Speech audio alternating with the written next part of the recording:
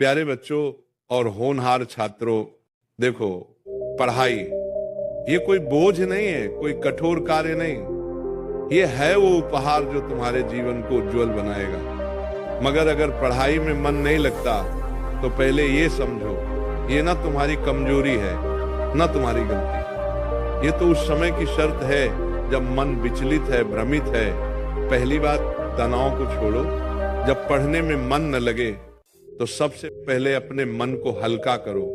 गहरी सांस लो, आंखें बंद कर लो और खुद से पूछो, मैं आज किस भावना में हूँ? कहीं डर, कहीं ऊब या फिर कोई अधूरी चाह। इससे हमें पता चलता है कि असल में क्या समस्या है। दूसरी बात, पढ़ाई को पूजा समझो। जैसा कि मैंने कहा है, जो भी काम करो उसे पूजा समझकर करो।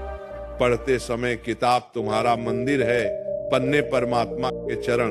जब तुम्हारे शब्दों, विचारों और भावों में ईश्वर के प्रति श्रद्धा हो तभी पढ़ाई आत्मा को छूती है, मन लगेगा।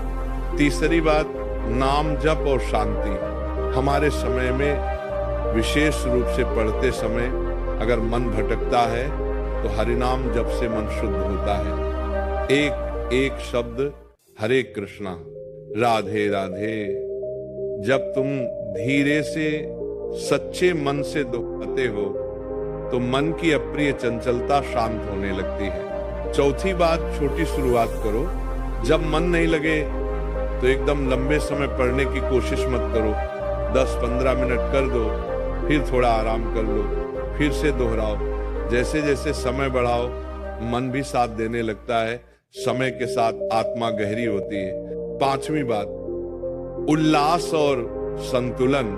पढ़ाई सिर्फ दिमाग का काम नहीं है, मन, भावना और आत्मा का भी काम है। जब तुम अपनी पढ़ाई में प्रेम, संतुलित भावना और उल्लास जोड़ते हो, जैसे हर एक सत्य की खोज में खुशी, हर एक कठिन विश्वास में अनुभूति, तब पढ़ाई सिर्फ विषय नहीं रह जाती बल्कि एक संदेश बन जाती है। छठी बात, समर्पण का मर्म।